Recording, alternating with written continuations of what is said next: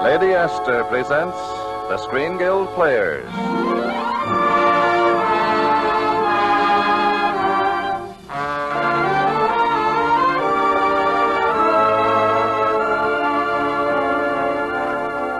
The Lady Esther Screen Guild play tonight, Over 21. The starring players. This is Irene Dunn. This is Alec Knox. And this is Raymond Walburn.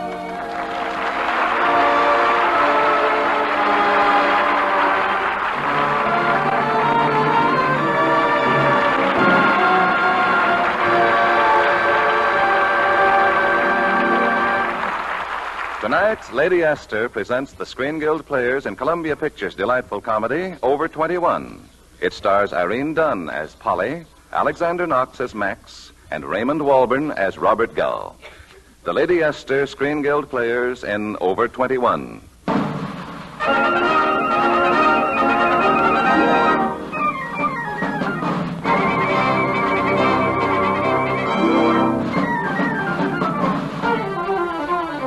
The early impetuous days of the war, and all over America men are enlisting.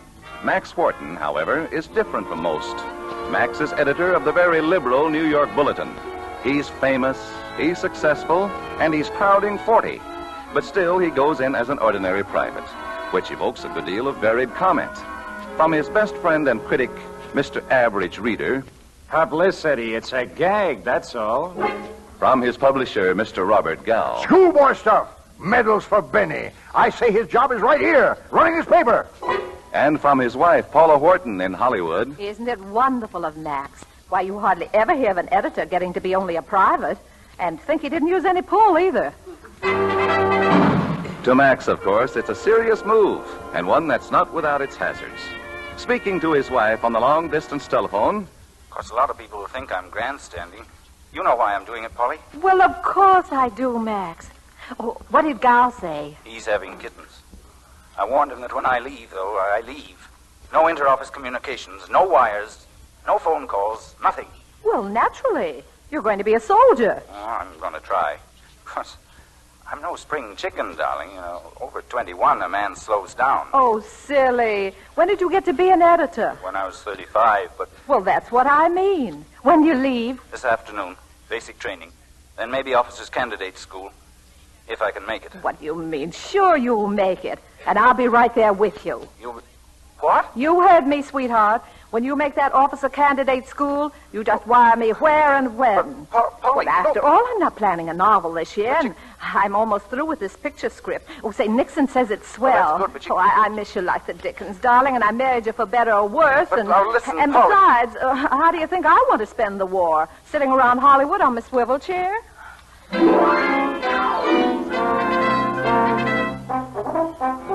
Which explains the presence of a famous woman writer at the Tetley Field, Miami Officer Candidate School. Well, not really at the school. At Palmetto Court, Bungalow 26D. Say, Polly, that Bungalow 26D, wasn't that pretty rugged stuff? Oh, not too bad, Mr. Bradley. Pretty crowded, of course, and sometimes noisy. Radios and things? Yes. Mrs. Clark liked Gabriel Heater, and Mrs. Greenberg liked swing, and all the others... What did they like? Children. But it was fun. Yes, once I found out where everything was, like the switch for the living room lights, that was out on the porch. And then the kitchen faucet... On the porch? Oh, silly. Who ever heard of a kitchen faucet on the porch? Oh, then the kitchen faucet was in the kitchen. No, in the bathroom. But the worst thing was the front door. The only way you could open it from the outside was to stamp on the porch. Oh, it was horrible. Awful. What? The time I met Colonel Foley. It was my first night there, you see, and Max was in camp. I was in my negligee, all ready for bed, when I remembered that I hadn't turned off the living room lights. So I stepped out on the porch, and bam, the door slammed shut. And try as I would, I couldn't get it open. I tugged and yanked and cussed and prayed, and then... Jimmy, do you see what I see? Mother, there's a fairy in my garden. Hiya, kid. How's Now, what's the meaning of this noise? Holy smoke. Hey, let's get out of here. The young lady, what's coming off here? Nothing. Absolutely nothing. And you just quit staring like that. But I was just Now, asking you if... stop it, you hear? Go away. Go on, go away. It's only trying to open my door. Madam, your door is open. Well, just the same, well, lovely out, isn't it? Good night.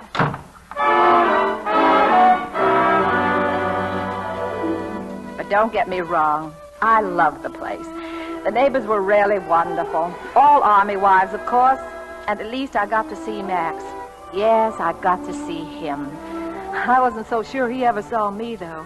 Max was so worried and working so hard.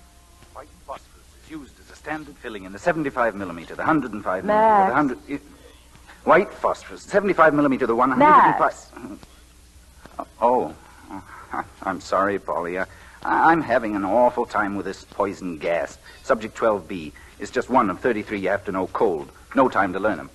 33 subjects? That sounds like a short history of the world. And all the cleaning, scrubbing, polishing, drilling, that goes right on. Boy, this was a day. Ah, pretty bad. The crack of dawn inspection. Spot in my shirt, I didn't even see it.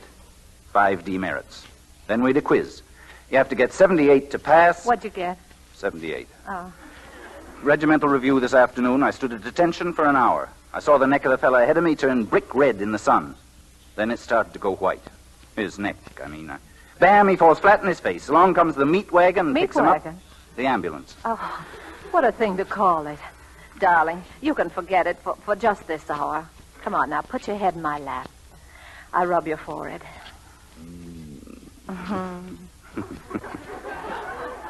Polly, I almost forgot what you were like. Now, don't talk. Relax. Polly, Yes, dear. I wouldn't have done it if I hadn't thought it was right. Done what, Max? Left the paper. Oh. But I kept thinking about after the war, when we come to talking about reorganizing the world and what kind of peace we want and how to make it stick. If I've been in it like this, I can say what I want. Not for personal glory, for the paper, to give it some authority. Max. Yeah? We promised ourselves not to talk about the paper. That's right. Not even read it. Not even have it in the place. I'm sorry, baby. I better get back. You know, a lot of demerits for being late. Still, if Gow starts yelling for me... Max. Who in the world is Gow? Robert Gow? I never heard of him. No. We'll never even mention his name. And if he ever shows up, I'll shoot him like a dog. Hello? Long distance calling. 1 moment, please. Miami ready. Go ahead. Hello? Hello, is that you, Polly? This is Robert Gow. Who? You heard me, Robert Drexel Gow. Will you put Max on? Well, I'm sorry. I don't think I can, Mr. Nixon. What? Nixon, are you deaf? Well- I told you this is Robert Gow. I've got to talk to Max. Well, thanks, but I'm afraid it's quite impossible right now. Maybe later, Mr. Nixon. Will you stop calling me Mr. Nixon? No, I simply can't. No. Goodbye. Well, can you imagine that, Max? Joel Nixon, Hollywood. What do you want? Oh, he's got a story he wants me to work on. You heard what I told him. I'm too busy becoming a lieutenant. Well, I hope one of us makes it. Oh, you will, Max. You've got to. And I'll do my share. I'll wash and dust and scrub and cook. You'll cook? Cook? You'll graduate a lieutenant? If I have to kill you. But, Mrs. Fortin, it's so easy. I don't see why you're so worried about a little dinner. Well, I'm not so worried about myself. I'm more worried about Max. It's his first dinner at home, you see, and I promised I'd cook. Oh, well, I guess when you're writing all them books, you get cold on your cooking, more or less. Yeah, I'm practically frigid, more or less. Well, maybe I can help you out this afternoon. I could make some biscuits. You could... Swell. A pot of stew. Grand. And if I have the time, an apple pie. Think that'll do? Will it do, Mrs. Clark? You've just saved my life, more or less.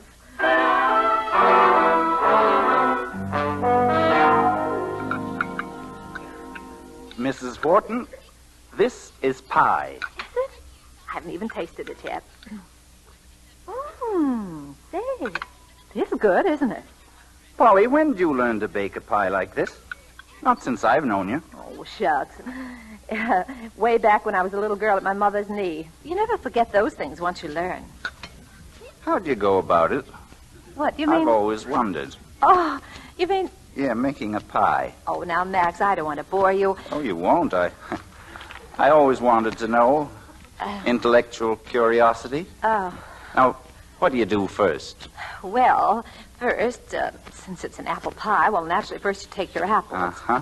And, well, you just cut them up into ever so many little pieces, and then, then you have your apples. Uh-huh. How about the crust? My mother says that's the real test of a pie, the crust. Your mother never spoke a truer word, Max.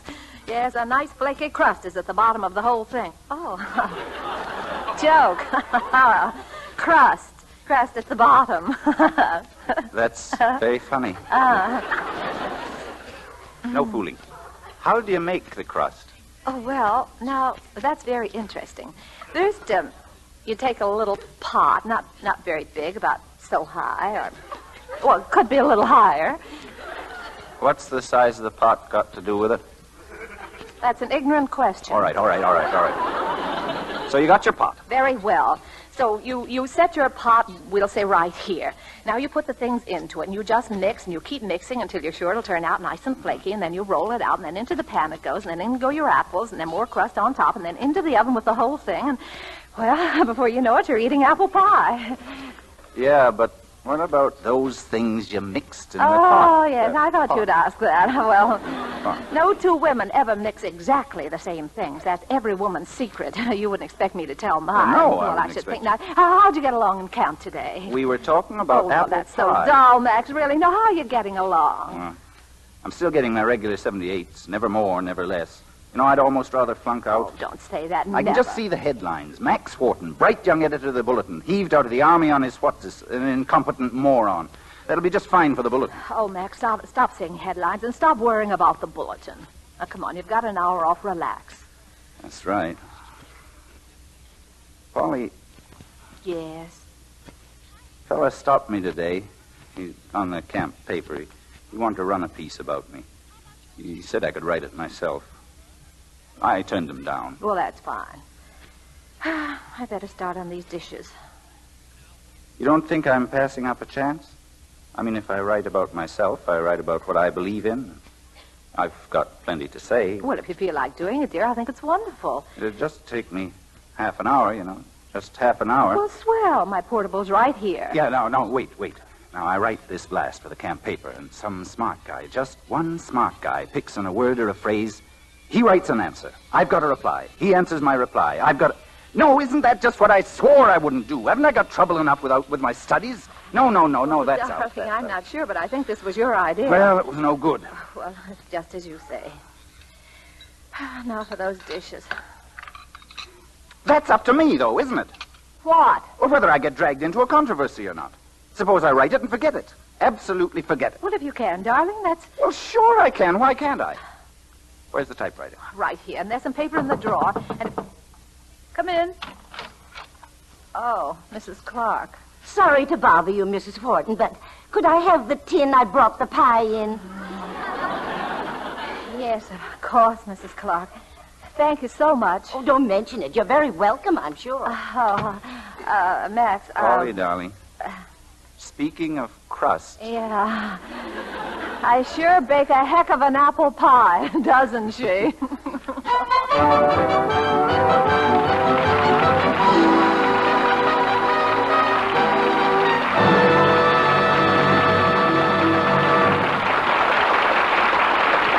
The second act of the Lady Esther Screen Guild play will follow in just a moment. Now, a word from Lady Esther. Tonight I'd like you to join me in a little experiment. Are you ready? Well, first close your eyes. Are they closed? Now, run your fingertips over the inside of your arm. Feel how soft the skin is, how silky. Now feel your forehead, your chin, your cheeks. Feel the difference? Yes, you feel the dryness, the little bumps. Now I want you to make me prove that Lady Esther Face Cream can make the skin of your face as soft and baby smooth as the skin of your inner arm.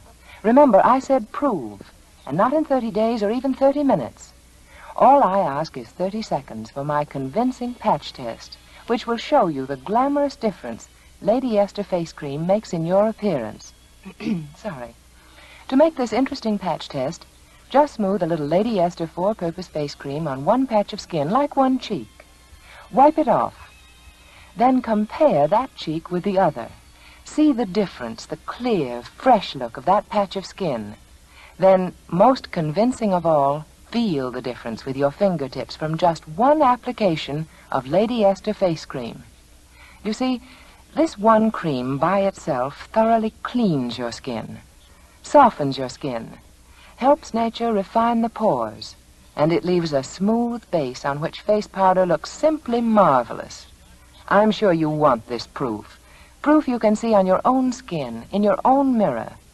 Decide now to let the patch test show you the instant beautifying effect of Lady Esther four-purpose face cream.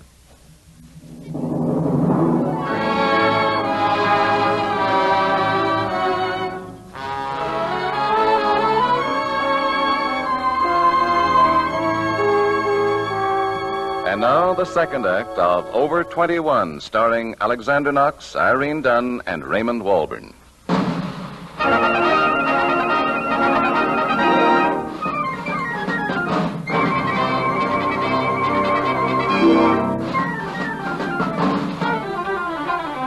Well, Max continues grubbing, and Polly continues scrubbing. And things seem pretty well under control. Only they haven't figured on Colonel Foley.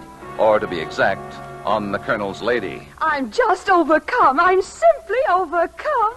To think I'd meet a famous writer like Paula Wharton right here in the commissary at the cheese counter.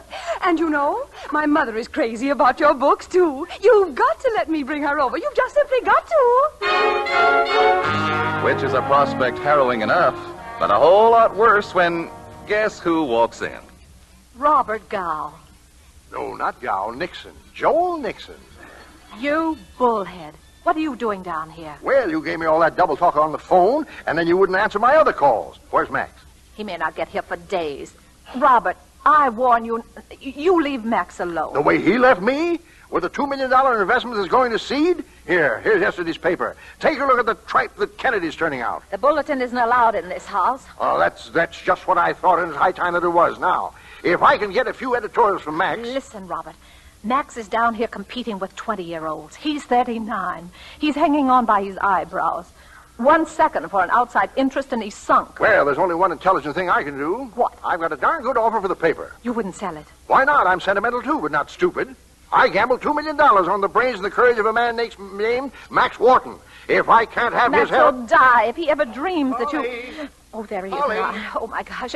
Get rid of that bulletin, Robert. How? Well, stuff it under the sofa cushions or someplace. And Robert, not a word about anything. There's still a chance if you keep your mouth shut. Polly, guess what I just... Oh. Darling. Hello, Max. Yes, look who dropped in. That's Gow, dear. Look at him. Look how happy he is. Not a care in the world. What's he want? What's he doing down here? Oh, he just came down to look over some property. Some property named Max? Oh, my dear boy. What's in that briefcase? Darling, you know there's never anything in his briefcase, but he's Robert Drexel Gow. People expect him to carry one. Sweetheart, honestly, he just dropped in to say hello. Oh. Hello. Well, he said hello right at me. Polly, I've got terrific news. Guess who's coming to call? The Foleys. The Foleys? In person, the Foleys. Somebody tell me what the dickens are Foleys. He's commanding officer of the whole field, that's all. Colonel Foley. Oh, I never heard of him. All of a sudden they say, Colonel Foley wants to see you. So I go up there and he says very cordially, "Why, come in, Wharton. How are you getting along?" He says. I say, "Oh, fine, sir." He says, "Mrs. Foley is a great admirer of you and your wife." I don't remember whether he included me or not. Anyway, he says, "We thought we might drop round and pay you a call." Now, what do you think of that? Why, that's the greatest thing since spearmint. Shut up, Shut up, Robert. You don't understand the Army. All you know is the newspaper business. Well, and speaking of newspaper business... Nobody was. Kennedy sends his regards, Max. Darling, Kennedy's doing beautifully. I knew he would if he had a chance. Robert, you never liked him, that's all. And I still don't eat too loud. Don't eat with him. That's them, Polly. They're here. Dear, how do I look? My hair, my nose. Now, Robert, you behave yourself. Hey, what is this, a night of the opera? Come in. Why, Colonel Foley. How do you do, sir? How are you, Wharton? Colonel Foley, this is my wife. Well, I'm very pleased. Funny. Somehow I seem to... Yes, I'm sure we, Oh. Yes, of course. Polly, I didn't know you two. Oh, yes. Oh, yes, indeed. Darling, you never told me. Oh, well, a man has to have some secrets, dear. I am Robert Drexel Gow. Oh, yes, I am sorry. This is our friend, Mr. Gow. Oh, the famous publisher? Well, it's an honor, sir. Henry, don't forget us. Oh, yes. May I present my family? Oh, delighted, Colonel. And this is Mrs. Foley, of course. I'm Mrs. Foley. That's my mother. Really? Why, you look just like sisters. Oh. Sit down, please, everybody. Mrs. Foley, sit right here. Thank you. Mrs. Wharton, it's so exciting to talk to you. You live a lot in Hollywood, don't you? Well, if you call that living. Oh, tell me, what's that Charles Boyer really like? Oh, he's terribly nice. Honestly? Oh, I'm so glad to hear that. Why, did you hear something different? Oh, heavens, no. But I like him so much. I just want to be sure I'm not wasting my time on the wrong man. That's my mother. Oh, Mrs. Wharton, it must be so exciting to work in Hollywood. It'd be so important. Polly certainly is important. Her producers tried to phone her 3 times last week. Oh, I beg your pardon. Robert, you'd better fix some drinks. Me? Yes, Robert, you get some ice cubes. Ice cubes? I presume the refrigerator's in the kitchen. No, in the bedroom. And Robert, some water. In the bedroom? No, the kitchen water's in the bathroom. Oh, yeah. Well, excuse me, folks. I've got to powder my ice cube. Why, I say, that's good. Very good. Yes. Oh, thank you, Colonel. Thank you. I'm glad you liked it. Yes. Just stick around. I'll be back with more. Sitting here like that, being insulting. Robert, you were doing it on purpose, just to get Max in trouble with the Colonel. Max, why didn't you stop him? I've got troubles enough without him. Polly, do you know what the Colonel told me? No, what? You know that piece I wrote for the camp paper? Washington's asked for it. Washington? It was pretty strong, too. Oh. Gosh, if anything happens to me now, only 5 weeks to graduation. I'm sure it will. It won't. And I've got a quiz tomorrow morning. I can't even concentrate. Oh, well, you will when you get back to camp. I should have been back 10 minutes ago. I'm late right now. Well, get going, soldier. I am. Polly, where did you ever meet Colonel Foley? Oh, for heaven's sakes, Max. He caught me with my negligee one night. What? Oh, go on, Max. You're late. Now then, Robert. Now, don't you now then me. He's up to his neck in work. But he can write a piece for the one-horse camp paper. That only took a half hour of his time. It was something special. Well, I think the bulletin's something special. Either I get what I want, or I go to Max and tell him that I'm going to sell the paper. All right. Go ahead, spill it. What do you want? A weekly editorial from Max. Well, do I get it? Robert, if you promise to go home, stay away from Max, somehow or other I'll see that you get it.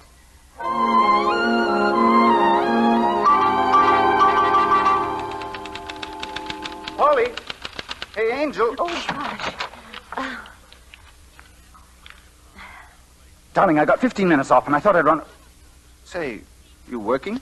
Well, I didn't mean to tell you, Max. I thought you'd worry. Nixon kept calling me from Hollywood. He had a story he couldn't lick, and he's been so darn nice to me, I thought... Well, sure, Polly. I understand. Anyway, it ought to keep you out of trouble. Yeah, I hope.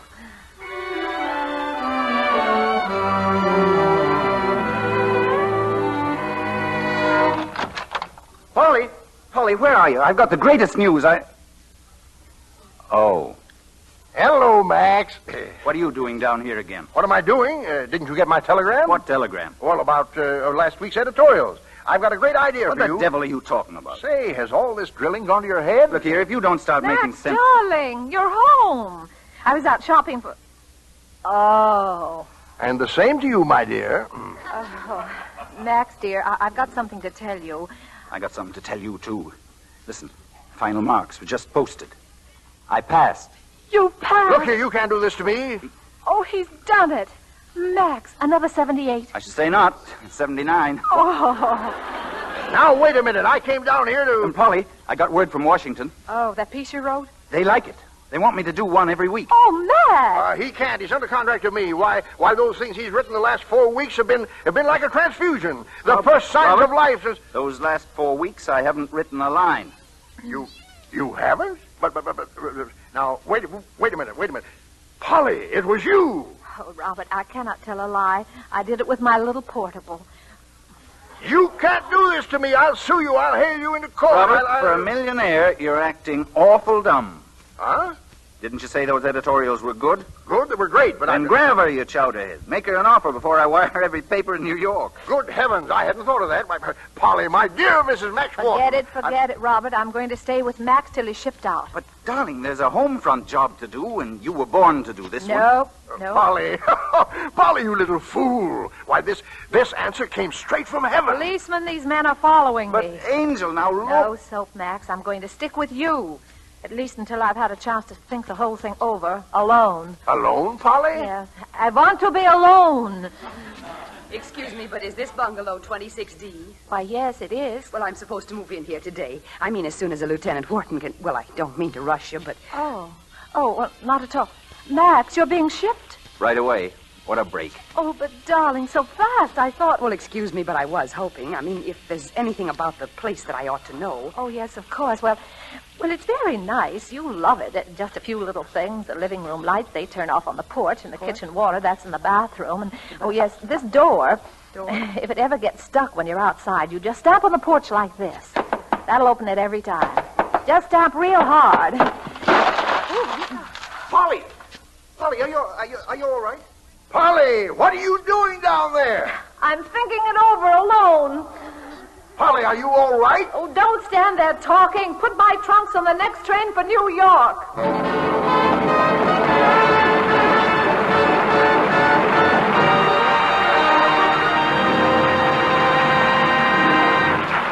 Thank you, Alexander Knox, Raymond Walburn, and Irene Dunn for a delightful half hour. It was a pleasure to be here, Mr. Bradley. We know that the Motion Picture Relief Fund and its country house, so vital to all of us in the industry, are supported largely by these radio programs, and we're all proud to help the good work. And now, before we tell you about next week's show, here's a word from one of America's best-known beauty authorities, Lady Esther. Thank you, Miss Dunn. Ladies, when you buy a face powder, you naturally expect it to be flattering. That's what you use powder for, to flatter you, to make your skin look smoother and lovelier. But Lady Esther Bridal Pink Face Powder goes a step further. Lady Esther Bridal Pink is not just flattering. It's intensely flattering, and to almost every skin it touches. Here, for the first time, is a shade that takes guesswork out of choosing your face powder. It doesn't matter whether your hair is blonde, brown, auburn, or black. Whatever your natural coloring, you'll find that Lady Esther Bridal Pink does surprising, delightful things for your entire appearance. It seems to change the very tone of your skin, gives it life and radiance. It lends sparkle to your eyes. Some women have told me it even makes their features look smaller. Lady Esther face powder spreads in a fine, clinging film, completely hiding tiny lines and blemishes. It stays on hour after hour, always fresh and lovely as though just applied. For a really exciting experience, try this. First, apply Lady Esther face cream. Wipe it off. Then dip your puff in Lady Esther Bridal Pink face powder and pat it gently all over your face. You'll love the way you look. You'll feel young and gay and ready for romance. Remember, Lady Esther Four-Purpose Face Cream, Lady Esther Bridal Pink Face Powder. Next week, the Lady Esther Screen Guild Players will present Wuthering Heights. It will star Merle Oberon, Reed Hadley, and Cornell Wilde. Be sure to listen. Irene Dunn will next be seen in the 20th Century Fox picture Anna and the King of Siam. Raymond Walburn will soon be seen in the Preston Sturgis production, The Sin of Harold Diddlebuck. Alexander Knox appeared through the courtesy of Columbia Pictures. Over 21 was presented through the courtesy of the Columbia Pictures Corporation. Music on tonight's program was arranged and conducted by Wilbur Hatch. This is Truman Bradley speaking for Lady Esther. Thank you and good night. This is CBS, the Columbia Broadcasting System.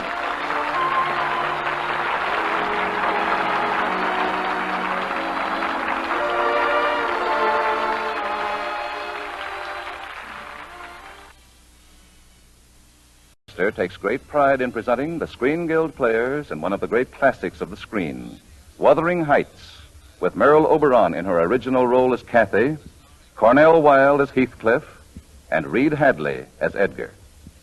The Lady Esther Screen Guild Players in Wuthering Heights.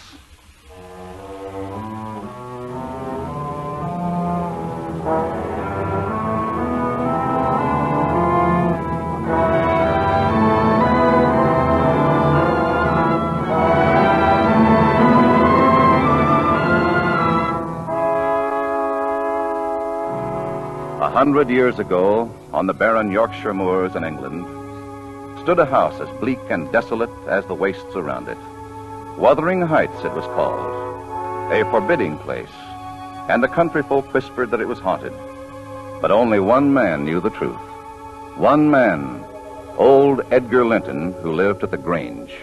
Yes, sometimes when the wind is from the moors, a voice goes sighing through the house.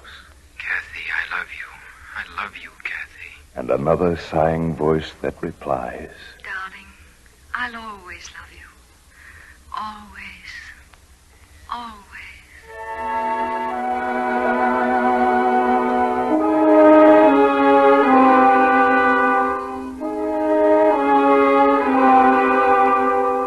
It's a strange tale. It goes back so far, almost 40 years. Almost to the very first moment they met. Kathy was very young then, only a child, when her father, the master of Wuthering Heights, returned from a business trip to Liverpool and brought with him a young boy. I found him starving on the docks, kicked and bruised and almost dead. I couldn't find anyone willing to claim him, so I thought I'd better bring him home. Shall you like that, Kathy? Oh, yes, Father, yes. And you, Hindley, will you be as kind as your sister? Well, my boy? He's dirty.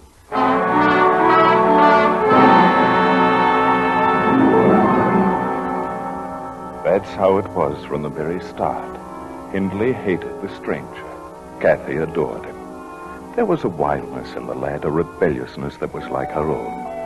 And the gypsy boy seemed to sense it, too. Only Kathy could put him at his ease. Only Kathy could make him smile. Heathcliff, you know what I think? You're a prince in disguise. I am? Yes. Your father was Emperor of China, and your mother was an Indian queen. You were kidnapped by wicked sailors and brought to England. So you see, you're a prince. But Kathy, all the princes I've ever read about had castles. Of course. You have one, too. Right here. Right here? You mean Penistone Crag? Heathcliff, you've got to imagine things. Oh, but this is just a rock. If you can't see that this is a castle, you'll simply never be a prince. Well, if you're so sure... I'm positive. Very well, then.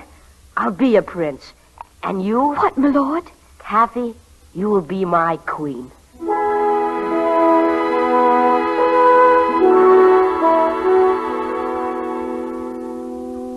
That was the dream they built on Penistone Crag. And as they grew, it grew with them, until the day it was almost destroyed. They were in the small drawing room downstairs. Hindley was with them, and the three of them sat there without a word. The three of them waiting. There's Ellen now. Ellen, what does the doctor say? How is he, Ellen? Kathy, darling. Speak up. How is my father? Master Hindley, you're to send for the vicar. He's dead. He's dead. Kathy, my dear wild little Kathy. Don't cry, Kathy. Come, I'll take you to him. Not you, Heathcliff. You're not wanted up there. Hindley. He'll go to the stable, where he belongs. But I only meant... You'll do as you're told. I'm master here now.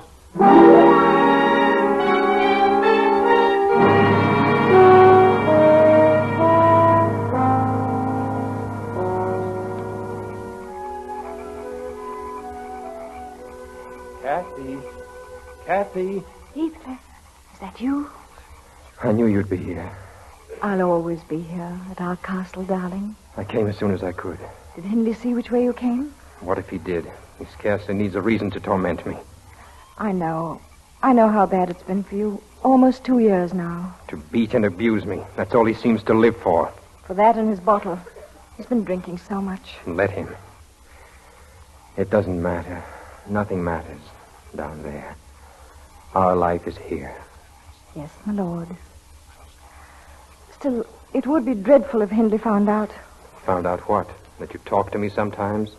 I really shouldn't talk to you at all. Look at you. You get worse every day.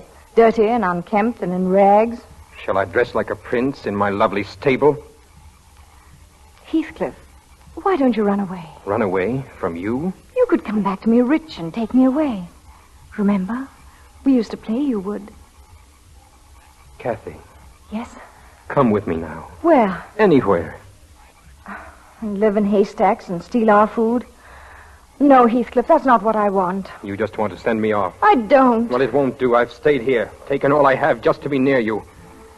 And I'll stay to the end. I'll live and die under this rock. Listen, do you hear? What, that music? The Lintons are giving a party. That's what I want. Dancing and singing in a pretty world. And I'm going to have it. Come on, let's go and see. But, Kathy... Come on!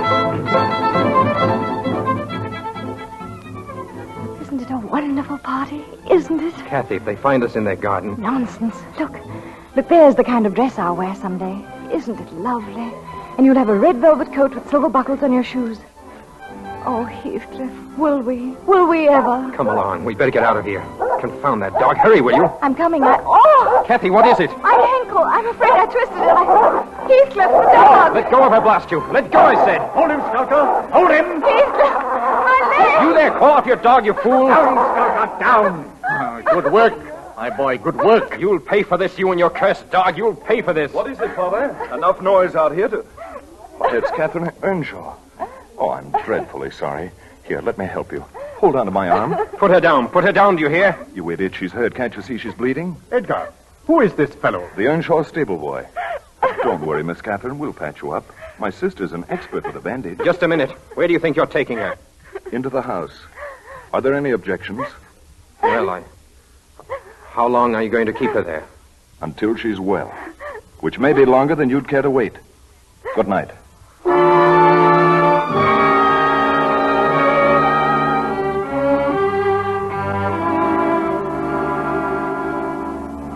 Yes, he disliked me enough for what happened that night, and even more for all that happened later. It was several weeks before we took her home. Weeks that I shall never forget. They were a sheer delight to me, and in all truth to Kathy, too. I knew that she liked me, my sister Isabella, our friends, the quiet comfort of our home. But as the time drew near for her to leave, I could detect in her a restlessness and eagerness that was tinged with fear. I think I know now why it was. Heathcliff, oh, you are here. I was hoping you would be here at our castle. Heathcliff, what's wrong? Aren't you glad to see me? Why did you stay so long in that house? That doesn't matter now. I'm back. Why did you stay so long? Why? Because I was having a wonderful time. A delightful, fascinating, wonderful time with people who wash their hands and faces and comb their hair and... Oh, Heathcliff, forgive me. Forgive me, I'm sorry. Oh, Kathy, if you only knew how I've missed you. And I've missed you, too, even when I didn't know it. Oh, Heathcliff, make the world stop right here. Make everything stop and stand still and never move again. Make the moors never change, and you and I never change. The moors won't ever change. Don't you change, Kathy. I won't. I can't. No matter what I ever do or say, this is me now. Standing on this rock with you, this is me forever. No other world but this? No other world but you. This hill, the heather blooming all around us. Oh, Kathy. Kathy, darling, you're still my queen.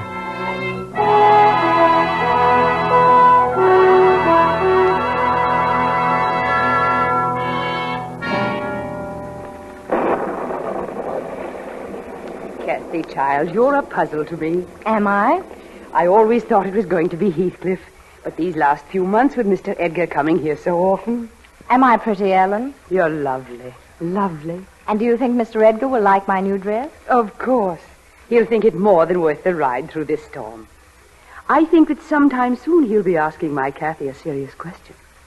Tonight, perhaps. No, yesterday. He's already asked you. I promised I'd give him my answer tonight. What will it be? Do you love him, Kathy? Yes. Why? Why? That's a silly question, isn't it? Not so silly. Why do you love him? Because he's handsome and he's pleasant to be with and kind. That's not enough. Well, someday he'll be rich and I'll be the finest lady in the county. I'll give great parties and wear silk dresses every day of the week and I'll... Heathcliff, what are you doing in my room? How long have you been standing there? Long enough. I want to talk to you. Go outside, Ellen. I take me orders from Miss Catherine, not from stable boys. It's all right, Ellen. If you say so, miss. And now, Heathcliff, may I know to what I owe this great honor? He's coming here again. And you're becoming unbearable again. That's not an answer. Is he coming here? Will you please understand I'm not a child anymore. You can't talk like that to me. I'm not talking to a child. I'm talking to Kathy. My Kathy. Oh, I'm your Kathy. Yes, you are. 100 times you've said so on the moors. Indeed. Well, my moods change indoors, and they don't include talking to a stable boy. Kathy, not you. Don't you talk like that. Go away. You had your chance to be something else. The thief or servant were all you wanted, or beggar beside the road, begging for favors, not earning them, but whimpering for them with your dirty hands. Well, that's all I've become to you. A pair of dirty hands. Well, have them then. Have them both. Have them where they belong. Get out. Get out! I will, out of this house, out of this cursed country. Someplace I'll never see you or hear your voice or remember your face. I'll get out all right. I'll get out now. Heathcliff, no! Ellen! Ellen! Kathy, good heavens, what is it, child? Ellen, he's going away. We've got to stop him. Kathy, Heathcliff! Heathcliff! Heathcliff, come back! Come back, Heathcliff! Come back!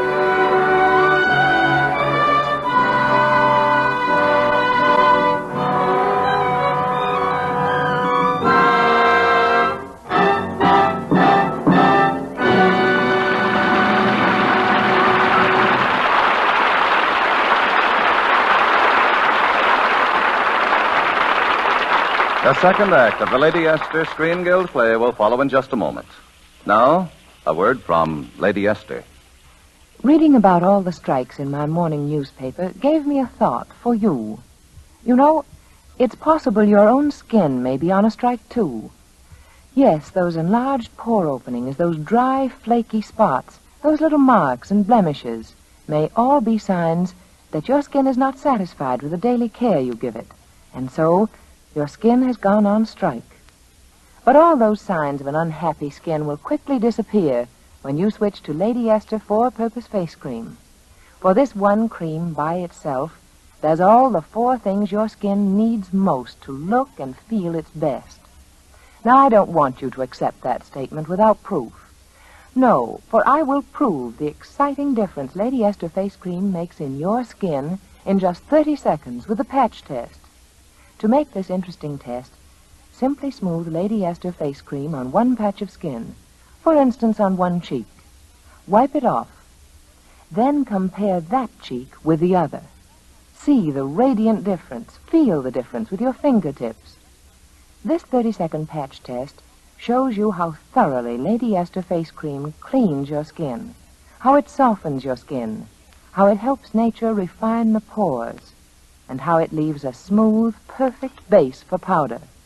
Remember, all I ask is that you let the patch test prove this. Let it prove that Lady Esther Face Cream does more for your skin than any face cream you have ever used.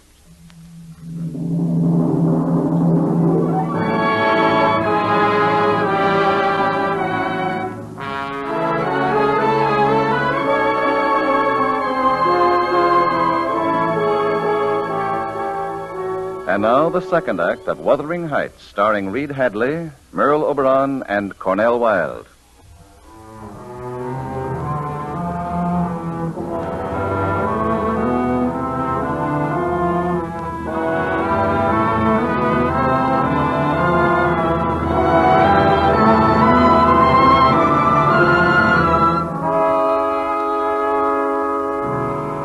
I've always felt there was some special fate that twisted Kathy's life with mine. That night I arrived at Wuthering Heights just in time to join the search for her. And hours later I found her near the great rock on Pennystone Crag, lying there in the storm, the life almost out of her. And so once again I carried her home. And as I held her in my arms, her lips formed one word. Heathcliff. Heathcliff. It was like a farewell, as though she knew without asking that he was gone. And after that, never mention of him again. Not once through all the long days of her convalescence. Edgar, it's so wonderful here at the Grange. You and Isabella have been so nice to me. It's very easy to be nice to you. But I ought to be thinking about going home. I can't expect to stay here forever. Why not, Kathy? If I can make you happy. Darling, let me take care of you forever. Let me guard you and love you always. Would you love me always? I couldn't help myself. Kathy, if your silence means yes. You know, I've never even kissed you. Well, isn't it time? Oh, Kathy, darling. No one will ever kiss me again but you. No one. I'll be your wife and be proud to be your wife. My dear. And I'll be good to you and love you truly. Always? Always.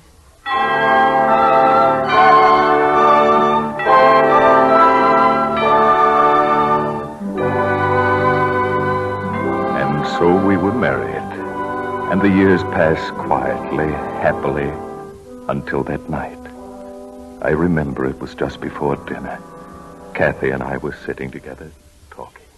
Edgar, I've been meaning to ask you. Have you talked to Jeff Peters about the new wing? Yes, and I think we'd better go ahead and build. It looks as though it may be some time before we can marry Isabella off. She's so particular. Poor Isabella. I'm afraid I got the only prize in the county. Miss Kathy. Yes, Ellen? Miss Kathy, I'm sorry. Someone wishes to see you. Ellen, what is it? You look as if you'd seen a ghost. I have. It's Heathcliff. Heathcliff? Well, He's back? That's news. Where's he been? He said America, sir. He's so changed I hardly recognized him. Oh, he's quite the gentleman. Fine clothes, a horse. Ellen, don't stand there prattling. Go and tell him I don't wish to see him. Now, Kathy, we can't be as cruel as all that. He's come a long way. Show him in, Ellen. Yes, Master Edgar. Edgar. Yes? Don't. It's chilly here. Nonsense, my dear. You mustn't be nervous. You mustn't fear a little ghost that's returned, a dead leaf blown about your feet, a phantom thought. I trust I'm not intruding. Well, Heathcliff. Mr. Linton. Hello, Kathy. Do come in, Heathcliff. Here, sit by the fire. Will you have a whiskey? No, thank you. I say, I've never seen such a change in a man. You seem to have prospered since our last meeting. Somewhat. Ellen said you'd been to America. Yes. We all wondered where you went. Kathy, do you like my new dress? It's the first time Oh, I beg your pardon. Oh, Heathcliff, you haven't met my sister, Miss Linton. Miss Linton? Now, tell us what brought about this amazing change. Did you discover a gold mine in the New World, or did you perhaps fall heir to a fortune? In a way. I remember that my father was an emperor of China, and my mother was an Indian queen. I simply collected my inheritance. Oh, that's delightful. Your humble servant, Miss Linton. Are you visiting here long? I mean in the village? Yes, the rest of my life. What? I've just bought Wuthering Heights. The house, the stock, and the moors. You mean Hindley sold you the estate? Precisely, though he's not aware of it yet. It may be somewhat of a surprise when he learns that his gambling debts and his liquor bills were paid by his former stable boy, though I do believe the house and grounds are worth it. Well, I knew Hindley was in difficulty, of course, but if I'd known his property was being stolen by a stranger... May I correct you, sir? I'm neither thief nor stranger. Merely a good businessman who is now your neighbor. Now I'll say good night. Heathcliff, wait. If you wish to come here as our friend, then... Oh, yes, it occurs to me that I've not yet congratulated you on your marriage. Allow me now to express my delight over your happiness. Good night. Good riddance, I say. Really, Edgar, I think you behaved abominably. What? And you too, Kathy. I'm disappointed in you both. Isabella, the man's a rogue, a thief. Really? Well, I thought him very distinguished.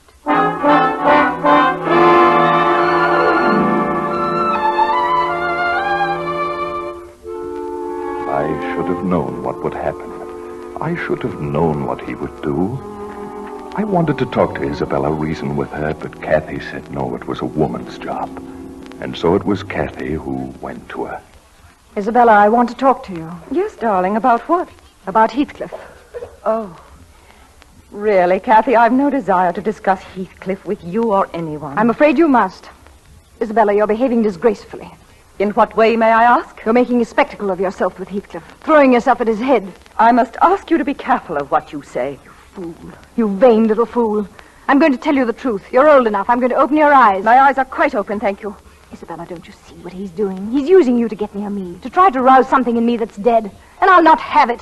I'll not allow you to help him. Indeed. As it happens, you're the one who's vain and insufferable. Heathcliff's in love with me. That's a lie. It's not a lie. He told me so himself. He told you that? Told me that he loved me. Held me in his arms and kissed me. Begged me only to be his wife. His wife? Don't you understand? His wife. Heathcliff and I are going to be married.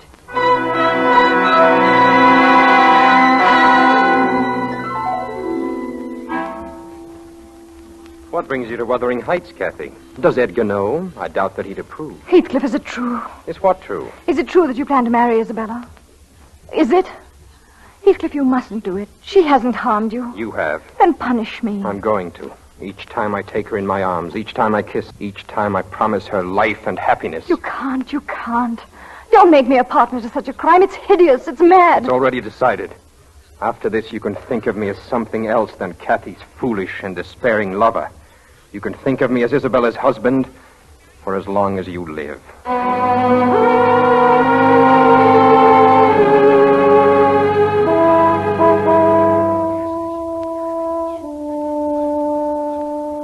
I couldn't stop the wedding. My sister was of age. But looking back now, I know that the day she and Heathcliff were married was the day that Kathy began to fail. The doctor was baffled from the start. There were no familiar symptoms that he could treat, no answer in all of his medical books. And yet, day by day, she grew slowly weaker, wasting away, until we both knew, without admitting it, that the end was near. That afternoon, I can see it yet. The air was so warm, the sky so blue. She looked at me and smiled and asked for Isabella. For Isabella. I think even then I knew what she meant, and so I sent word to Wuthering Heights. And when he came dashing madly into the house as I had expected, I did the only thing I could. I left them decently alone. Kathy. I was dreaming you might come before I died. And you scowled at me once more. Don't talk that way. There, you see. Oh, Kathy, darling, why didn't you let me know? Why didn't you send for me? You have Isabella. She's your wife. My wife, I've hated her. You've kissed her, held her in your arms. And cursed myself and her. Oh, Kathy. The smell of heather in your hair. Darling, no tears. Don't break my heart. Oh, Kathy, I never broke your heart. You broke it yourself. Misery and death and all the evils that God or man could have hammered down would never have parted us. You did that alone, like a little greedy child, to break your heart and mine. Forgive me, Heathcliff. Forgive me. No, I'm the one should ask. I was born to beggary.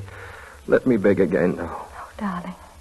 No. Oh, Kathy, your hands. Your poor wasted hands. Heathcliff, we've so little time. Kathy, don't talk. You need your strength.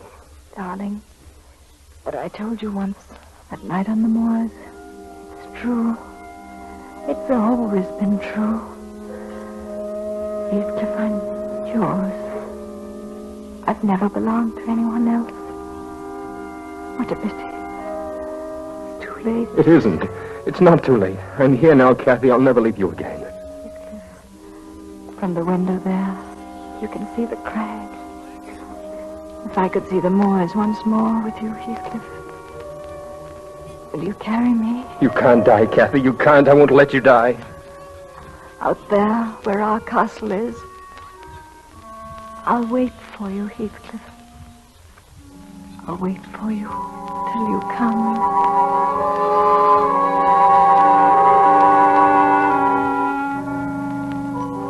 She was still in his arms when I came in. Her eyes were closed and she was smiling softly, as if she were dreaming. We buried her on Penistone Crag, and within the month we buried Heathcliff, too. We buried him where we found him, beside her grave, face down in the heather, dead, without a sign or mark on him to show the cause. Gone. They've both been gone a long time now. But sometimes when the wind is from the moors, a voice goes sighing through Wuthering Heights. Kathy, I love you. I love you, Kathy. And another sighing voice replies, Darling, I'll always love you. Always.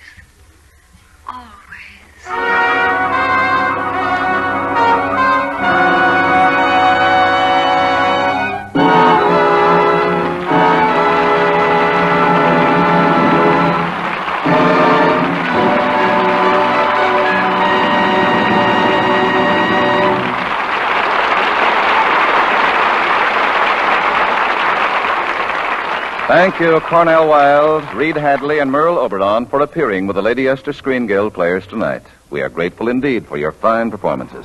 We're glad to be here, Mr. Bradley. We look forward to our appearances with the Lady Esther Screen Guild players because we know that the benefits from these programs go to support the Motion Picture Relief Fund and the wonderful work being done at the Country House.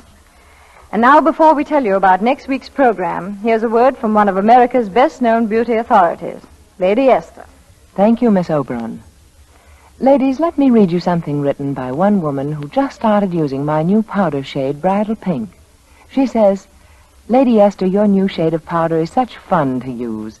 It's young, it's gay, it's even a little daring. Yes, I suppose it is a little daring. After all, it was deliberately planned to make a woman's face look more romantic. That's why I call it Bridal Pink, because it sort of lights up your face, gives it life and warmth like the look of a bride on her wedding day. Yes, it really is fun to use Bridal Pink, and it takes the guesswork out of choosing a powder shade, too. For no matter whether your hair is blonde, black, auburn, or brown, Bridal Pink is intensely flattering to almost every skin it touches. Another thing, Lady Esther face powder is so fine in texture, it completely covers tiny lines and blemishes, and clings hour after hour, always fresh and lovely as though just applied. It's very easy to make this radiant transformation in your appearance. With a jar of Lady Esther 4-purpose face cream and a box of Lady Esther Bridal Pink face powder, you're ready to present a new face to the world.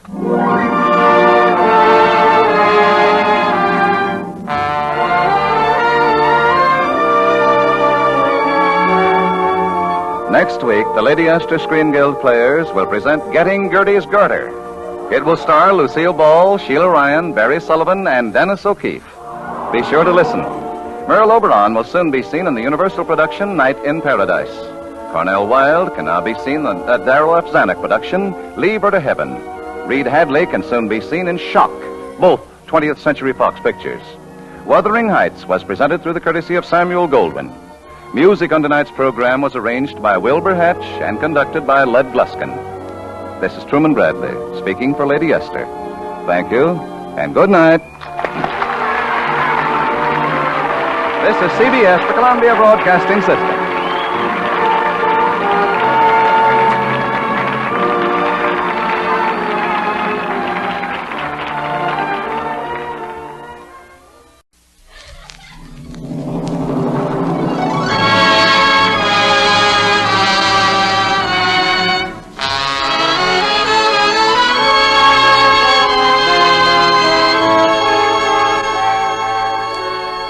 Lady Esther presents the Screen Guild Players.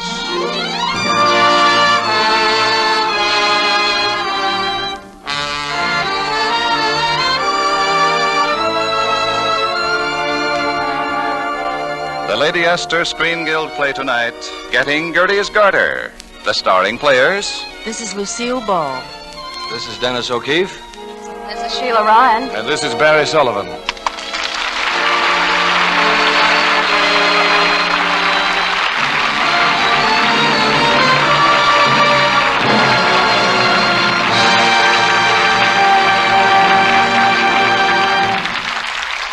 Tonight, Lady Esther presents the Screen Guild Players in the famous Broadway play and current Edward Small motion picture comedy hit, Getting Gertie's Garter. It stars Dennis O'Keefe as Professor Ford, Lucille Ball as Gertie, Barry Sullivan as Ted, and Sheila Ryan as Patty. The Lady Esther Screen Guild Players in Getting Gertie's Garter.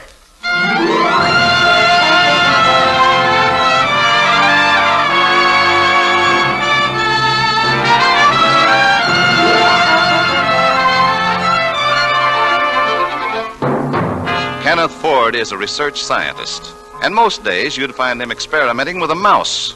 But today, Ken, darling, what brings you over here? different kind of a mouse. This one is gorgeous, the kind of gal that gets 3 whistles to the block, and thereby hangs our tale. Ken, I was so surprised when you called. What's it all about? Oh, where's Ted? Did you get rid of Ted? Yes, I told him I had some drawings to finish before I married him tomorrow. Good. You didn't tell him I was coming here. Oh, don't be silly. That'd be like telling Ickes that Paulie was coming over. Ken, you still haven't told me what you're doing here. Well, I'll show you what I'm doing here. Wait a minute, I'll show you. Let me see now. It's in my pocket someplace. Ow! What's the matter? Oh, that mouse! The mouse? That's Garson, one of my experimental mice. Garson? Yes. I call her that on account of her red hair. She's got a husband, too. Little black mouse named Gable, but he ran away. Oh, no, he didn't. He's right there alongside the other one. Well, what do you know? Gable's back. And Garson's got him. Ken, if you came up here to... Oh, wait. Here it is. Just take a look at that. A subpoena? What's this got to do with me? Oh, remember 2 years ago, before I married Patty? You recall what I gave you to wear at the artist ball? Oh, Ken, the garter. How could I forget? Napoleon gave it to Josephine, and you gave it to me. Yeah, if I only remembered what had happened to Napoleon. Why didn't I give you candy or orchids? Orchids at least die and disappear without a trace. But garters leave a mark. Ken, please. Oh. Now, will you kindly explain what this subpoena has to do with the garter? Well, the clerk who sold me the garter stole the money or something. I don't know. I have to testify at his trial. Is that bad? Bad? Do you remember what was engraved on that gold buckle? Toujours Josephine. Yes, and on the back? From Ken to Gertie with all my love. Yes, and in my own handwriting. Oh, you were so romantic, Ken. I remember you wanted to slip it on as an engagement present. I did? Well, I must have been mad, simply mad. But Ken, the garter was really quite innocent. Yes, well, who'd believe that? Would Patty? I'm afraid not. And the court, the newspapers, and the Society for Scientific Research? You know what they'd do? They'd put me down as a roue or give you a medal for a noble experiment. Oh, Gertie, I've got to deny it. Deny the whole thing. Destroy the garter. Have you still got it? Of course. Where? Oh, it's on the way to Ted's sister's place at Ipswich.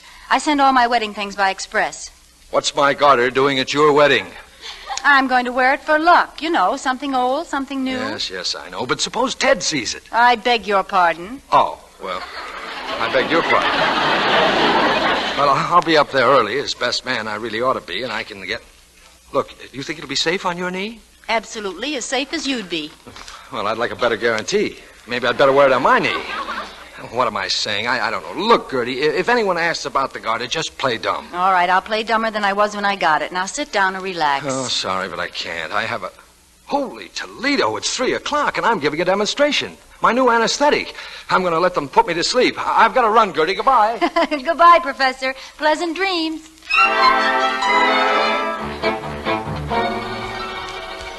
Now, gentlemen, as you can see, Professor Ford is completely under the anesthetic. The first time it has ever been used on a human being. You will note there are no unusual effects. Merely a complete loss of sensitivity that enables the patient Mr. Clancy, I believe he's trying to talk. Just a reflex action, Doctor. No, wait a minute. Listen. No, Your Honor. No, I'm innocent. You can't blame me for Gertie's garter. What did he say? Sounded like goiter. Patty. Oh, Patty. Don't believe them. It's a lie. It's a lie. Ooh, make them stop. Make them stop. Gertie's Garter.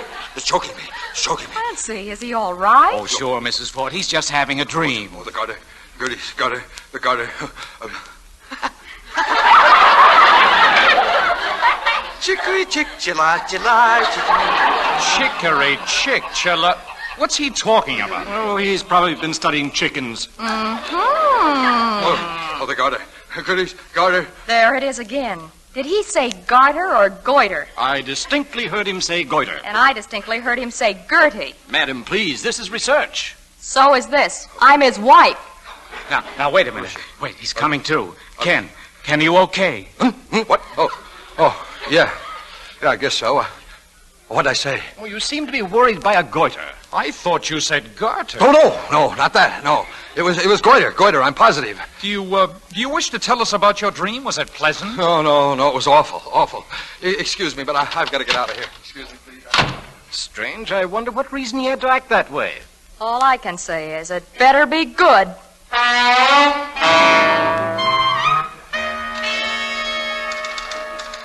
Hello. Look, I've got to talk to Miss Kettering. Miss Gertie Kettering. I'm Mr. Oh, she's gone, huh? Left for Ipswich with her fiancé? No message, thank you. Goodbye. Oh, gosh. Patty must have heard me talking in my dream. I've got to get that thing and destroy it. Right away. Right now. I'll go up there to Ipswich and... Oh, hello, darling. Hello. Oh, why, Patty, dear, you sound so grim. Why not? I was at that demonstration. Oh, well, now, it's not very wifely to blame your husband for that demonstration. Sometimes they go wrong. Demonstrations or husbands? What are you so nervous about? Nervous? Who, me? Well, I'm in a hurry. That's it, yes. Have to get away, leave. Have to go to, Cambridge. Why? Why? Well, because, Ken, that right ear of yours. My right ear? Yes, your right ear. It always wiggles when you lie. Oh, that. Well... Yes. Now then, what was Gertie doing in your dream? Gertie? In my dream? Yes. And just what is Gertie's goiter to you? Goiter? Goiter? Well, what do I know about her goiter? I don't know anything about her anatomy. Ken, your ear. Oh, wiggling, huh? Yes, like a semaphore. After all, you were mighty fond of Gertie once. Oh, yes, I know, but darling, I married you. Anyway, what has Gertie got that you haven't? Ken? Yes, I know, my ear. Oh, Patty, surely you'd take my word against this corrugated opening with a low bonnet. Furthermore, it's not the ears by which you can detect guilt, it's the eyes. And your eyes have the innocent look of a used car salesman. Patty, I refuse to stand here and argue any further. I have to leave. To Gertie? To Gertie. Oh, no, don't be silly. I've only got 10 minutes to make the 4:12 to Cambridge. Are you sure the 4:12 doesn't go to Ipswich? Well, it might be. How do I know? That's a very popular time for trains to leave for places. In fact, if I was a train, that's when I'd want to leave for someplace. I'll find out. Hello, operator. Get me the Union Station. And hurry. I'll find out if there's a 4:12 to Cambridge, and if there isn't, there's going to be a dead witch in Ipswich.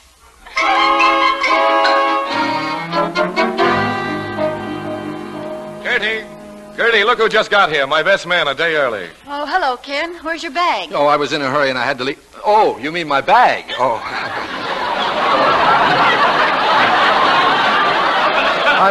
I'm traveling light. He means lightheaded. Yes.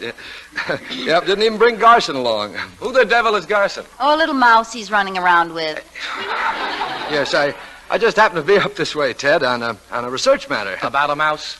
Yes, I'm publishing a paper on them. Oh, it'll probably be banned in Boston. But, Ken, we're glad to have you. You'll stay over, of course. I'll go tell my sister you're here. Barbara. Hey, Barbara. Gertie, I've got to have that thing right away. Did it come? Not yet. Well, did you phone the express office? Maybe it's lost. Maybe what's lost? Well, maybe she lost... Oh, hello, Barbara. Ken was just asking about my wedding things. Oh, so he's a bridesmaid, too.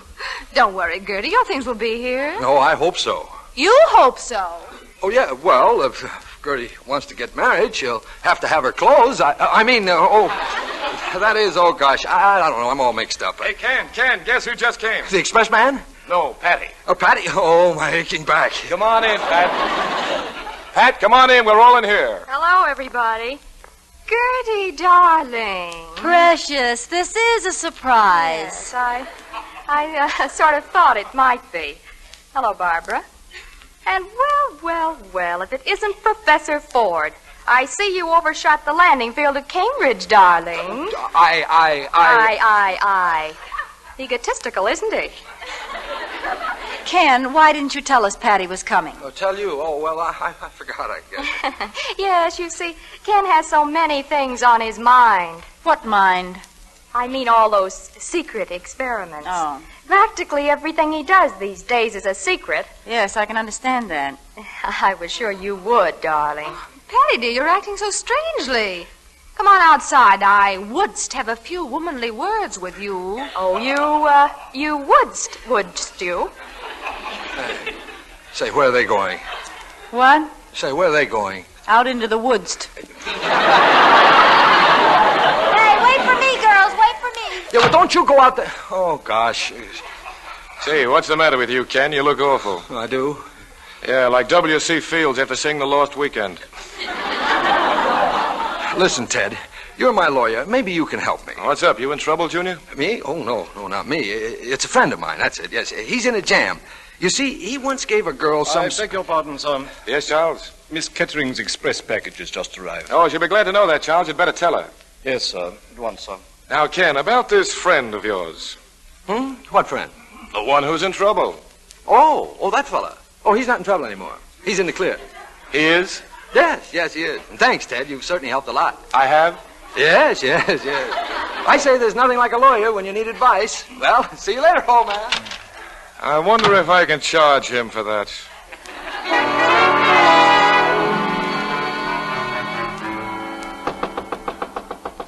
Yes, come in. Ken, what are you doing in my room? Well, you just told me to come in. Look, Gertie, I know your things arrived, and I want that Garter. Oh, you idiot. Suppose someone saw you coming in, and Ted's room is on the other side of that door over there. Oh, relax, will you? There's no one around. I'll be out of here before I can... Before I commit murder. Yes, who is it? Darling, it's Patty. Oh, my wife. Oh, where can I hide? Quick, under the bed. I'll get her out. Okay.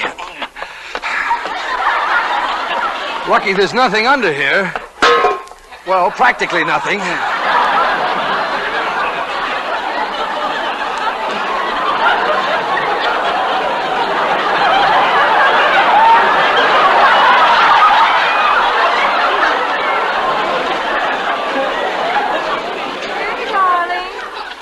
Patty, one moment.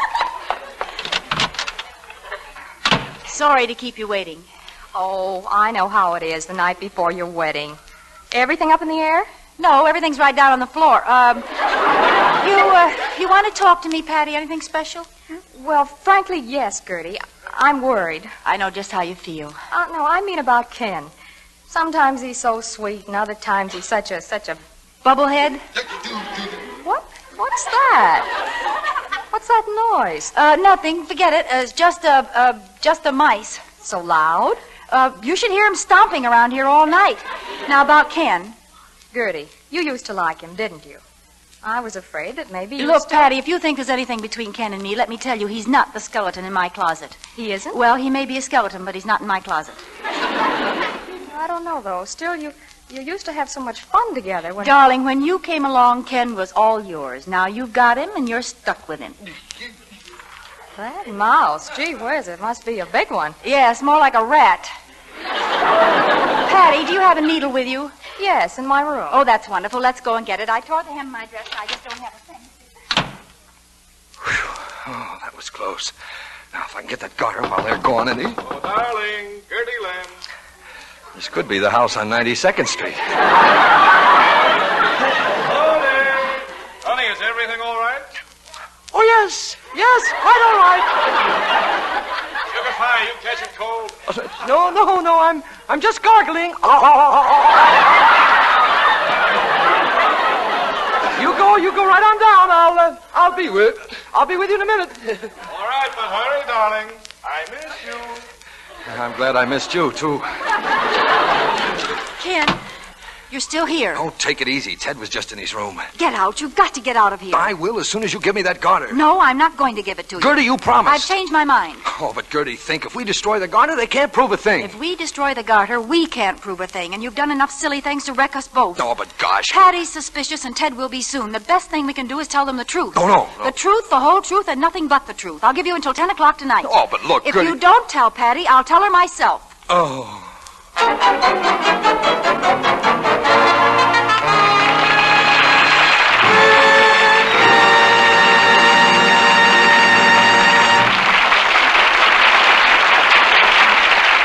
The second act of the Lady Esther Screen Guild play will follow in just a moment. Now, a word from Lady Esther.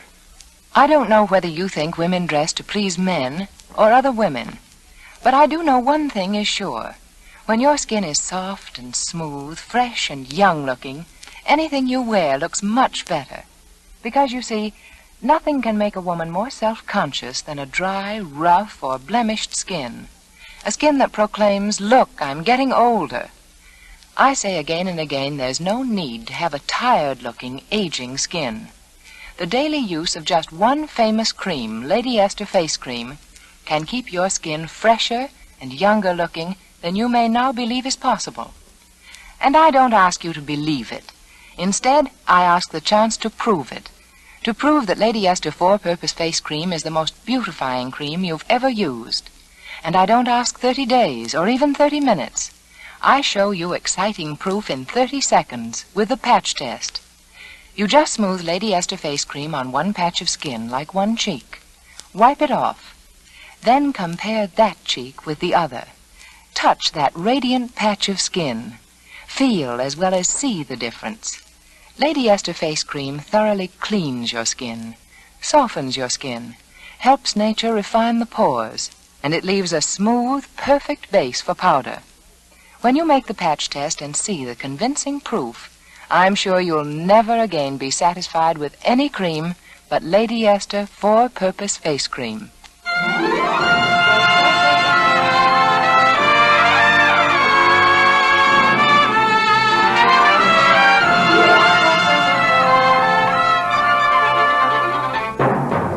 Well, Patty is still brooding about Gertie and Ken. And being a woman and unable to brood alone, she confides in Ted's sister, Barbara. Talking about her goiter like that and then lying to me about going to Cambridge. Oh, don't you see, Barbara, it all adds up. You don't know what men can do. Oh, don't I? Listen, I went out with the sergeant for a whole year. What a romance. We were going to be married. What happened? Well, just before he shipped off, he said to me, honey, suppose after I'm away for a few years, I come back and I forget about my promise to marry you and I marry some other girl. What'll you do? I said, I'll kill myself. And what did he say to that? He said, atta girl, Barbara, atta girl. Oh, I wish Ken had never met Gertie. How did they meet, Patty? Oh, it was raining one night, and Ken invited Gertie to share his umbrella to her door, and when they got there, she invited Ken to come up and see her etchings. To what? Oh, she had the etchings, all right. She's an artist, you know. Clever one. I'm going to keep my eye on her. And I'm going to keep both of mine on both of them. Which explains why Patty, a little later, is outside Gertie's window on the rain barrel. On the rain barrel. And when the cover collapses, in the rain barrel. And who should come along but... Ted.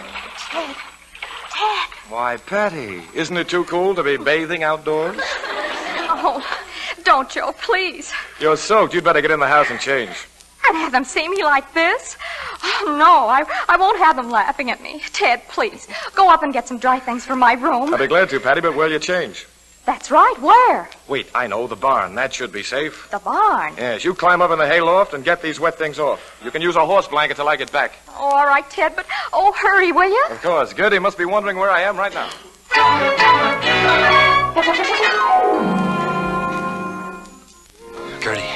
Gertie, I've got to talk to you. All right, but don't sit so close. I'll keep on playing. Now, listen, Gertie, I've got a proposition. It better be good. It's almost 10 o'clock. Well, I've decided to tell Patty about the garter, but I've got to have it to show her, okay? Well, okay, I'll give it to you. Someplace where no one else can see. Where? Only safe place I know. Sneak out and I'll meet you there. Where? The barn. Ted,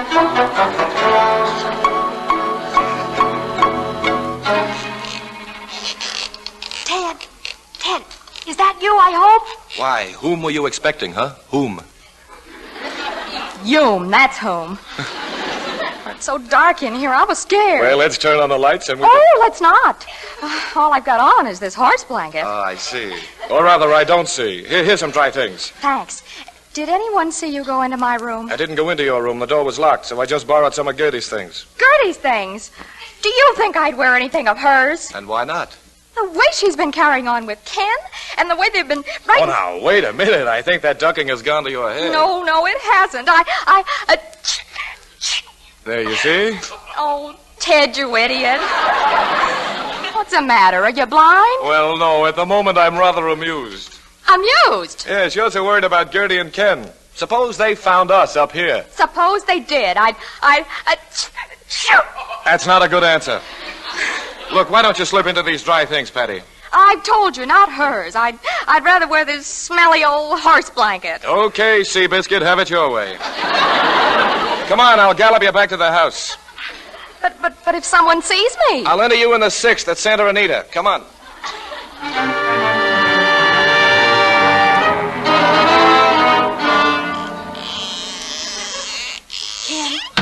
Ken, is that you? Of course it is. Have you brought that thing? Ken, listen, I've got to talk to you. Hand it over first. I can talk better with the garter in my hand. That's just the thing, Wait a minute. Hold it. Someone's at the door. Get down, quick, get in the stall. You in there? Where are you? Should I tell her? You fool, it's Barbara. No use hiding. I know you're in there. Oh, we were crazy to stay down here. The hayloft would have been much safer. Are you kidding? Oh, you're upstairs, are you? I might have known. Well, I'm coming up to get you. You understand? You needn't try to get away. I'm going to cover every inch of this wall. Now's our chance, Gertie. Come on.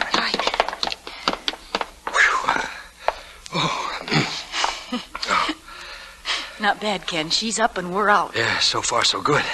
Now, where's the garter? That's what I wanted to tell you. I haven't got it. Yeah, you haven't got it? I looked all through my room. It's disappeared. Oh, this is awful. Maybe if I went through your room... Now, look. You've gotten me in trouble enough. Take my advice and don't even try.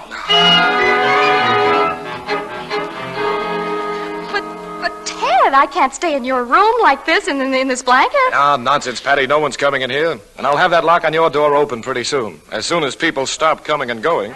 After all, if you've lost your key, you can't really expect... Ted, wait a minute. Listen. Say, that's coming from Gertie's room. I told you you're going to get us in trouble. You must be out of your mind. What makes you do things like this? I can't help it. It's a weakness in my family. I had an old grandmother that used to watch sailors go by on windy days.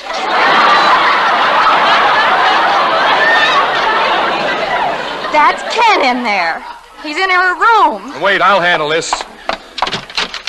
Well, that's all I can say. Well.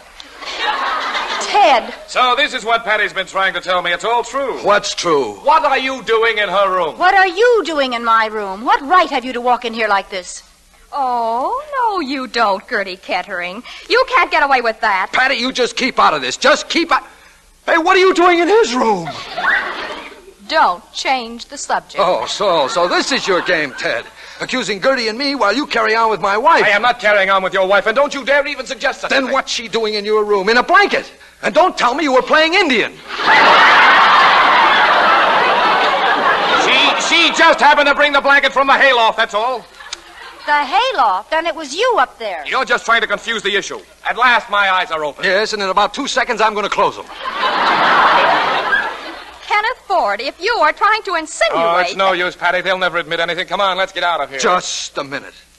Where did you get that hay on your coat? Hay? Oh, He got it in the barn with me. With you? Ted, what is this? I demand an explanation. I demand an explanation. I demand an explanation. Patty, where are your clothes? Where did you get that blanket? I got it in the hayloft. The hayloft?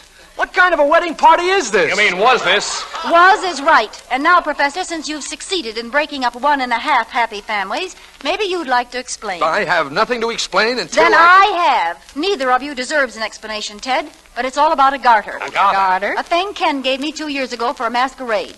The man who sold it to him stole the money, and he's being tried, and Ken needed the garter for evidence. A garter? Ha! That's a hot one. Well, it's a hot garter. Ken, if that's the best you can do. Maybe they'd like to show us the garter. That's just it. I can't. It's lost. Oh, so now you've lost it. Yes, I lost it, and you've lost me. And Ken, you've lost me. And Gertie, you've lost... Oh, no, that doesn't follow, does it? Professor Ford, excuse me, sir. Yes, Charles. I heard some talk of the garter, sir. If this one, the maid found it when she dumped the wastebasket from Miss Kettering's room. Oh, Charles, that's it. You found it. He found it. Well, what do you know, Patty? They were telling the truth. Oh, Ken, I'm so sorry. Forgive me, darling. Well, I'll take that under advisement, honey. And, Gertie, you'll forgive me, won't you, sugar? Well, I'm apt to consider it rather favorable. Professor Ford, sir, one other thing. Yes, what now, John? A gentleman phoned you, sir. Mr. Jones from the district attorney's office. Said you wouldn't need to worry about the trial. The prisoner's confessed. Confessed? Oh, isn't that wonderful? Now everything's fine and we can forget all about the hayloft, can't we, Ken? Yes, sure. You know the old saying, better to have left than never to... Oh, Gertie, take your garter back. I'm snapping them tonight.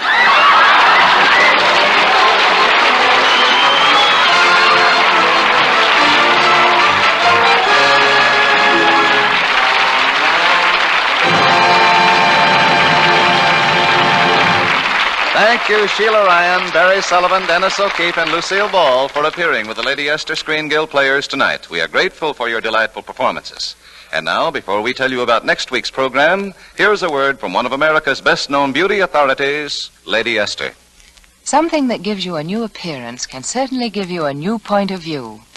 Let's say you suddenly look a lot younger, a lot more attractive, and what happens? Your point of view is instantly younger, too. You feel suddenly gayer and livelier, more sure of yourself. So many women tell me that changing to Lady Esther Bridal Pink face powder makes an exciting difference in the way they feel. For Bridal Pink certainly makes a fascinating difference in the way they look. This new shade of powder was deliberately blended to make a woman look more feminine and romantic. It's a subtle shade that seems to soften the lines and angles of the face, taking years from the appearance. Yet it's even a little daring, too. It animates your face with new life and warmth. But here's the most important thing of all. Bridal Pink is not for any one special type of coloring. It's equally flattering whether your hair is blonde, brown, auburn, or black. Bridal Pink takes the guesswork out of choosing your powder shade. And you'll love the way Lady Esther Bridal Pink face powder clings, the way it covers up little lines, little blemishes. Decide right now to make this change in your appearance and your point of view. With Lady Esther Four-Purpose Face Cream and Lady Esther Bridal Pink Face Powder, you can present a fascinating new face to the world.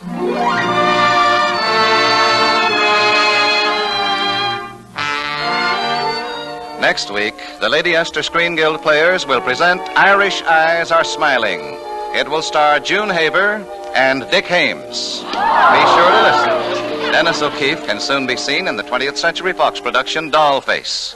Lucille Ball will soon be seen in the Metro-Goldwyn-Mayer Technicolor musical Ziegfeld Follies of 1946. Sheila Ryan can now be seen in Getting Gertie's Garter. Barry Sullivan will soon be seen in the King Brothers monogram production Suspense. Music on tonight's program was arranged and conducted by Wilbur Hatch. This is Truman Bradley speaking for Lady Esther. Thank you, and good night, all. This is CBS, the Columbia Broadcasting System.